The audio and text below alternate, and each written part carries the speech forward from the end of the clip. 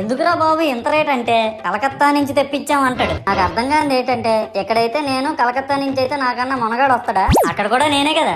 ఇలా నన్ను బజార్లో పెట్టి బేరం ఆడి నా మొహానికి ముసుగేసి వ్యాన్ ఎక్కిస్తారు. ఆ వ్యాన్ డ్రైవర్ గాడు నేను ఉన్నానని కూడా చూడకుండా ఏదో ఆలోచించుకుంటా డ్రైవ్ చేస్తా గతకల్లో గబి గుబి అని తెంచేసి నా కాల్లో చెయ్యి ఇరగొట్టేస్తాడు. ఈ విషయం చందాలు ఇచ్చిన చిన్నోళ్ళకి తెలిస్తే మళ్ళీ ఇరిగిపోయిన బొమ్మ పెట్టకూడదని ఏ బొమ్మ రాసి కవర్ చేసేస్తారు.